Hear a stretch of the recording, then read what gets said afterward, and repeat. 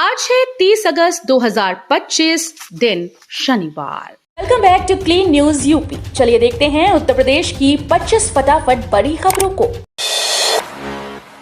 31 अगस्त तक ration card की KYC जरूरी, वरना फ्री अनाज पर लगेगा ब्रेक। उत्तर प्रदेश के सभी राशन कार्ड धारकों को 31 अगस्त 2025 तक ई केवाईसी कराना अनिवार्य कर दिया गया है। खाद्य व रसद आयुक्त भूपेंद्र एस चौधरी ने बताया कि जिन लाभार्थियों ने केवाईसी नहीं कराई, उनका सितंबर से 3 माह का राशन अस्थायी रूप से बंद हो जाएगा। ई केवाईसी किसी भी उचित दर की दुकान ई पॉश पर जाकर कराई जा सकती है। कुशीनगर में 44 घर ढहाए, ग्राम पंचायत जमीन से हटाया अवैध कब्जा। कुशीनगर के तमकुहीराज तहसील की ग्राम पंचायत महुआवा बुजुर्ग में शुक्रवार को अवैध कब्जों पर बड़ी कार्रवाई हुई। एसडीएम आकांक्षा मिश्रा के नेतृत्व में 3 बुलडोजर की मदद से 44 घरों को जमींदोज कर दिया गया। इलाहाबाद हाईकोर्ट के आदेश पर की गई इस कार्रवाई में 74 घरों को नोटिस जारी किए गए थे। इनमें से 16 परिवारों को 2 सितंबर तक का समय दिया गया है, जबकि 4 भूमिहीन परिवारों को कुछ और दिन की मोहलत दी जाएगी। योगी सरकार का बड़ा तोहफा। उत्तर प्रदेश की योगी सरकार ने बड़ा फैसला लिया। अब तक महिलाओं को मिलने वाली स्टैंप शुल्क में छूट का लाभ पूर्व सैनिकों और दिव्यांगजनों को भी मिलेगा। मुख्यमंत्री योगी आदित्यनाथ ने रेंट एग्रीमेंट पर लगने वाले शुल्क में छूट देने के निर्देश भी जारी किए। इसके साथ ही संपत्तियों की रजिस्ट्री में फर्जीवाड़ा रोकने के लिए आधार प्रमाणीकरण अनिवार्य किया जाएगा। यूपी सरकार की युवा सशक्तिकरण योजना। उत्तर प्रदेश सरकार युवाओं को डिजिटल युग में सशक्त बनाने के लिए लगातार कदम उठा रही है। स्वामी विवेकानंद युवा सशक्तिकरण योजना के तहत आरसीपीजी कॉलेज मोडाडीहा बेग में 350 छात्र छात्राओं को टैबलेट वितरित किए गए। इस अवसर पर मुख्य अतिथि नेशनल इंटर कॉलेज मोडाडीहा बेग के प्रधानाचार्य मुजीबुल्लाह मौजूद रहे। उन्होंने कहा कि ये योजना युवाओं को आत्मनिर्भर और तकनीकी रूप से सक्षम बनाने में मील का पत्थर साबित होगी। यूपी में बीजेपी को बढ़त, सपा की घट सकती हैं सीटें, कांग्रेस बनेगी असली खिलाड़ी। इंडिया टुडे सी वोटर के मूड ऑफ द नेशन सर्वे में यूपी की सियासत का बदला हुआ समीकरण सामने आया। सर्वे के मुताबिक अगर आज लोकसभा चुनाव हों तो एनडीए को 38 और इंडिया गठबंधन को 42 सीटें मिल सकती हैं।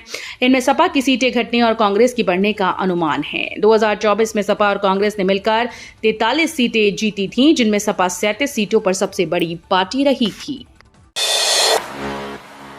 यूपी पंचायत चुनाव से पहले गांव में सरगर्मी तेज, ग्राम प्रधानों पर बढ़ी शिकायतें। यूपी पंचायत चुनाव की तारीखें भले अभी तय न हुई हों, लेकिन गांव में राजनीतिक सरगर्मियां तेज हो गईं। इस बीच ग्राम प्रधान के खिलाफ शिकायतों का सिलसिला भी बढ़ गया। लखीमपुर में पहले जहां महीने में 1-2 शिकायतें आती थीं, वहीं अब ये संख्या बढ़कर 10 तक पहुंच गई। ग्रामीण शपथ पत्र के माध्यम से प्रधानों पर विकास कार्यों में मनमानी और भ्रष्टाचार के आरोप लगाकर जांच की मांग कर रहे हैं। कानपुर में ग्राम सेवक रोजगार संघ का तहसील घेराव, एग्रीटाइप डिजिटल क्रॉप सर्वे का विरोध। कानपुर में शुक्रवार को ग्राम सेवक रोजगार संघ ने एग्रीटाइप डिजिटल क्रॉप सर्वे के विरोध में तहसील का घेराव किया। प्रदर्शनकारियों ने जोरदार नारेबाजी करते हुए कहा कि यदि लेखपालों की तरह उन्हें भी सर्वे कार्य के लिए आवश्यक सुविधाएं मुहैया कराई जाएं, तो वे जिम्मेदारी निभाने को तैयार है। संघ के सदस्यों का आरोप है कि बिना संसाधनों और सुरक्षा इंतजामों के खेतों में जाकर काम करना उनकी जान के साथ खिलवाड़ है। श्रावस्ती में खाद किल्लत के बीच पुलिस फॉलोअर 150 रुपए महंगी यूरिया बेचता पकड़ा गया। यूपी के श्रावस्ती में जहां किसान खाद की किल्लत से जूझ रहे हैं, वहीं जमुनाहा विकास खंड में पुलिस का फॉलोअर महंगे दाम पर यूरिया बेचता पकड़ा गया। आरोप है कि वो किसानों को सरकारी दर से 150 रुपए अधिक में प्रति बोरी यूरिया का सौदा कर रहा था। मौके पर मौजूद ग्रामीणों ने पूरा वीडियो बनाकर सोशल मीडिया पर वायरल कर दिया। ये मामला हरदत्त नगर गिरंट स्थित बीपैक्स बहुउद्देशीय प्राथमिक ग्रामीण सहकारी समिति पर शुक्रवार को खाद वितरण के दौरान सामने आया। ऊर्जा में आत्मनिर्भर बनेगा यूपी, सोनभद्र में लगेंगे 11 नए पावर प्लांट। उत्तर प्रदेश आने वाले वर्षों में ऊर्जा के क्षेत्र में आत्मनिर्भर बनने की दिशा में बड़ा कदम उठा रहा है। सोनभद्र को पावर हब बनाने की योजना के तहत यहां 11 नए पावर प्लांट स्थापित किए जाएंगे। इसमें 8 पंप स्टोरेज और 3 कोयला आधारित बिजली घर शामिल हैं। परियोजनाओं के लिए स्थान चयन और मृदा परीक्षण पूरा हो चुका है और 1.5 साल में निर्माण कार्य शुरू होने की उम्मीद है। औद्योगिक विकास का नया हब बना यूपी, रोजगार और उत्पादन में छलांग, एएसआई रिपोर्ट में बड़ा खुलासा।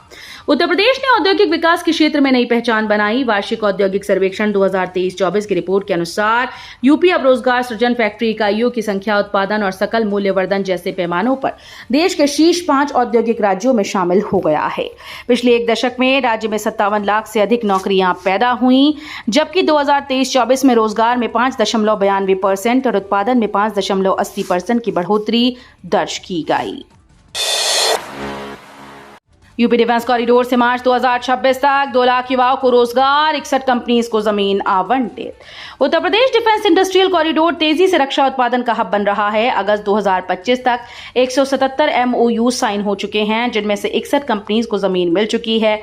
इनमें 9 इकाइयां चालू हो गई और 15 अगले वित्तीय वर्ष तक शुरू होंगी। योगी सरकार की इस महत्वाकांक्षी परियोजना से मार्च 2026 तक 2 लाख रोजगार सृजित होने की संभावना है। लखनऊ में अंतरिक्ष कार्यशाला, ग्रुप कैप्टन शुभांशु शुक्ला को बुलाने की तैयारी। लखनऊ के युवाओं को अंतरिक्ष विज्ञान से जोड़ने के लिए जल्द ही कार्यशाला आयोजित की जाएगी। कांग्रेस नेता और पार्षद मुकेश सिंह चौहान ने बताया कि इस कार्यक्रम में अंतरिक्ष यात्री ग्रुप कैप्टन शुभांशु शुक्ला को मुख्य अतिथि के रूप में बुलाने की कोशिश होगी। ये कार्यशाला पूर्वी विधानसभा क्षेत्र के स्कूल्स और कॉलेजेस में होगी, जहां छात्रों को अंतरिक्ष विज्ञान और तकनीक से जुड़े अवसरों की जानकारी दी जाएगी। योगी सरकार का बड़ा फैसला। उत्तर प्रदेश सरकार ने संपत्ति पंजीकरण से जुड़ा बड़ा फैसला लिया। अब महिलाओं की तरह भूतपूर्व सैनिकों और दिव्यांगजनों को स्टाम्प शुल्क में छूट का लाभ मिलेगा। मुख्यमंत्री योगी आदित्यनाथ ने रेंट एग्रीमेंट पर लगने वाले शुल्क में राहत देने के निर्देश दिए। संपत्तियों की रजिस्ट्री में फर्जीवाड़े पर रोक लगाने के लिए आधार प्रमाणीकरण को अनिवार्य किया जाएगा। इसके साथ ही विकास प्राधिकरण से जुड़ी संपत्तियों की रजिस्ट्री के लिए सिंगल विंडो सिस्टम के तहत ई पंजीकरण की सुविधा शुरू होगी। योगी की चेतावनी, यूपी में अब डेमोग्राफी चेंज की साजिश नहीं होगी कामयाब। उत्तर प्रदेश के मुख्यमंत्री योगी आदित्यनाथ ने संभल रिपोर्ट पर सख्त चेतावनी दी है। उन्होंने कहा कि प्रदेश में अब डेमोग्राफी चेंज की कोशिश किसी भी हाल में सफल नहीं होने दी जाएगी। योगी ने साफ कहा कि यदि कोई जनसंख्या संतुलन बिगाड़ने या माहौल बदलने का प्रयास करेगा तो उसे प्रदेश छोड़कर पलायन करना पड़ेगा। कानपुर, 14 पीड़ित महिलाओं को मिलेगी 54 लाख की सहायता। 36 मामले रिपोर्ट खारिज होने पर रिजेक्ट। कानपुर में रानी लक्ष्मीबाई महिला और बाल सम्मान कोष योजना के तहत 14 पीड़िताओं को आर्थिक सहायता मिलेगी। दुष्कर्म, एसिड अटैक और दहेज हत्या से जुड़े मामलों में इन महिलाओं के लिए कुल 54 लाख रुपए की स्वीकृति दी गई। जिलाधिकारी जितेंद्र प्रताप सिंह की अध्यक्षता में हुई बैठक में 47 प्रकरणों की समीक्षा की गई थी। कांग्रेस का योगी सरकार पर हमला, कहा हर थाने में अपराधों का अंबार। कानपुर में कांग्रेस नेताओं ने कानून व्यवस्था को लेकर योगी सरकार पर तीखा हमला बोला। संयुक्त प्रेस वार्ता में महानगर अध्यक्ष पवन गुप्ता और नगर ग्रामीण अध्यक्ष संदीप शुक्ला ने आरोप लगाया कि पिछले 8 सालों में कानपुर समेत पूरे प्रदेश में अपराध बेकाबू हो गए। उन्होंने कहा कि चोरी, जमीन कब्जा, चेन स्नेचिंग, साइबर अपराध, डिजिटल अरेस्टिंग और महिलाओं से छेड़छाड़ जैसी घटनाओं ने कानपुर को अपराधपुर बना दिया है। सीएम योगी बोले, हर खिलाड़ी समाज का हीरो, पदक विजेताओं को किया सम्मानित। मुख्यमंत्री योगी आदित्यनाथ ने खेल दिवस के अवसर पर पद्मश्री मोहम्मद शाहिद स्टेडियम में राष्ट्रीय पदक विजेताओं को सम्मानित किया गया। उन्होंने खिलाड़ियों को प्रोत्साहन राशि भी प्रदान की। इस मौके पर सीएम योगी ने कहा कि हर खिलाड़ी समाज का हीरो होता है और उनसे पूरे समाज को समर्पण और अनुशासन की प्रेरणा मिलती है। योगी ने जोर दिया कि हर नागरिक को एक खिलाड़ी की तरह राष्ट्र के प्रति समर्पण भाव से कार्य करना चाहिए।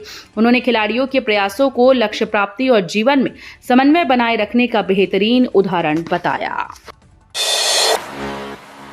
डिंपल यादव पर अभद्र टिप्पणी मामले में कोर्ट सख्त, बीटा 2 थाने को 0 FIR दर्ज करने का आदेश। सपा सांसद डिंपल यादव पर अभद्र टिप्पणी मामले में अदालत ने सख्ती दिखाई। गौतम बुद्ध नगर की अपर मुख्य न्यायिक मजिस्ट्रेट प्रथम की अदालत ने बीटा 2 थानाध्यक्ष को निर्देश दिए कि इस मामले में 0 FIR दर्ज कर 1 सप्ताह के भीतर अनुपालन आख्या अदालत में प्रस्तुत करें। साथ ही कोर्ट ने केस की विवेचना लखनऊ की विभूति खंड थाना पुलिस को ट्रांसफर करने का आदेश दिया। मॉरिशस पीएम के आगमन से पहले काशी पहुंचे सीएम योगी, तैयारियों की ली समीक्षा। वाराणसी में मॉरिशस के प्रधानमंत्री डॉक्टर नवीन चंद्र राम गुलाम के आगामी दौरे की तैयारियों का जायजा लेने मुख्यमंत्री योगी आदित्यनाथ शुक्रवार को काशी पहुंचे। 2 दिवसीय प्रवास के दौरान सीएम ने सर्किट हाउस सभागार में विभागीय कार्यों की समीक्षा की और अधिकारियों को समयबद्ध तरीके से सभी कार्य पूर्ण करने के निर्देश दिए। उन्होंने सुरक्षा व्यवस्था, स्वागत समारोह और दर्शन पूजन से जुड़ी व्यवस्थाओं पर भी विस्तार से चर्चा की। मॉरिशस पीएम का ये पहला वाराणसी दौरा होगा। वे 10-11 सितंबर को बाबा विश्वनाथ, बाबा काल भैरव के दर्शन करेंगे और सारनाथ भी जाएंगे।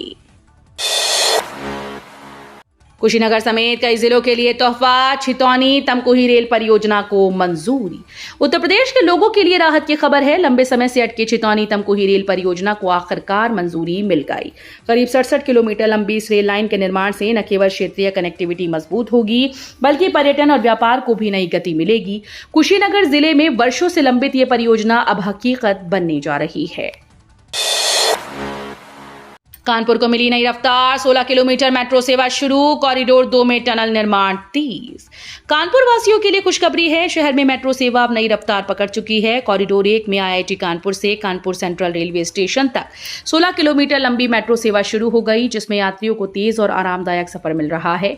वहीं कॉरिडोर 2 में भी काम तेजी से आगे बढ़ रहा है। रावतपुर से काकादेव स्टेशन तक लगभग 780 मीटर लंबी डाउन लाइन टनल का निर्माण टनल बोरिंग मशीन गोमती से पूरा कर लिया गया है।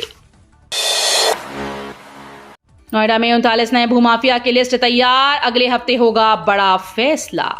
नोएडा प्राधिकरण क्षेत्र में अवैध इमारतें खड़ी कर लोगों को ठगने वालों पर अब बड़ा एक्शन होने वाला है। प्रशासन ने 39 आरोपियों को भूमाफिया घोषित करने की तैयारी पूर्ण कर ली।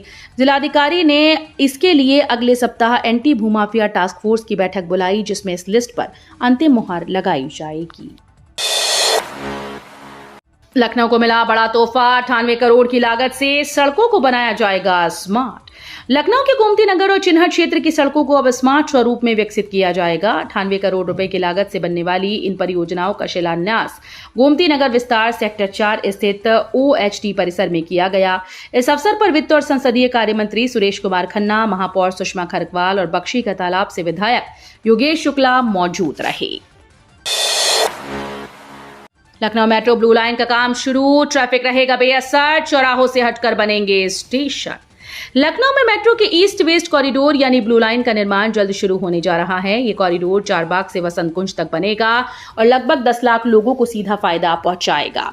UPMRC ने टेंडर की प्रक्रिया शुरू कर दी और ग्राउंड वर्क पहले ही पूरा कर लिया गया। खास बात यह है कि घनी आबादी और ट्रैफिक को ध्यान में रखते हुए मेट्रो स्टेशन प्रमुख चौराहों से हटकर बनाए जाएंगे, जिससे निर्माण के दौरान यातायात प्रभावित नहीं होगा। हापुड़ के ब्रजघाट पर गंगा में नाव पलटी, अस्थि विसर्जन करने पहुंचे 6 श्रद्धालु सुरक्षित। उत्तर प्रदेश के हापुड़ जिले में शुक्रवार को बड़ा हादसा टल गया। ब्रजघाट पर गंगा की तेज धारा में श्रद्धालुओं से भरी एक नाव अचानक से पलट गई। हरियाणा के झज्जर जिले के थाना जांडली निवासी 6 लोग अपने परिजन की अस्थियां विसर्जित करने गंगा आए थे। नाव पलटते ही वहां अफरा तफरी मच गई और लोगों में हाहाकार मच गया। हालांकि गनीमत रही कि नाविकों और गोताखोरों ने तुरंत पहुंचकर सभी श्रद्धालुओं को सुरक्षित बाहर निकाल लिया। तो ये थी आज की 25 फटाफट बड़ी खबरें। अगर आपको न्यूज पसंद आई हो तो वीडियो को लाइक और शेयर जरूर करें। धन्यवाद।